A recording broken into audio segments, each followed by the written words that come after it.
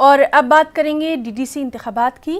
ज़िला रामबन से खबर है, जहां ब्लॉक अखड़वाल में 2 नशिस्तों के लिए इंतखाबात हो रहे हैं। आज सुबह से ही बड़ी तादाद में लोग हक़ राय दही का इस्तेमाल कर रहे हैं।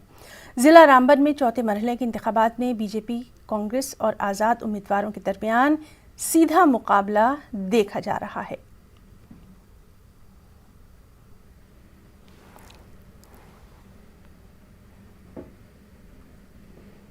और वहीं बानीपुरा में भी चौथे मरहले की पोलिंग जारी है। सुबह से ही लोग पोलिंग मराकज़ पहुंचकर अपने हक़ राय दही का इस्तेमाल कर रहे हैं।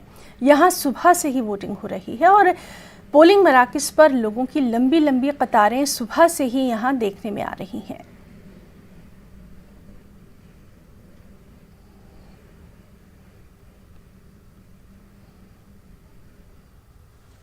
आज वोट डालने के लिए हमें वो आदमी चाहिए जो हमारे इलाके की, हमारे गांव की डेवलपमेंट करे, तरक्की करे, तामीर और तरक्की में, जिससे हमें गांव की तरक्की भी हो, खुशहाली भी हो, अमन भी हो।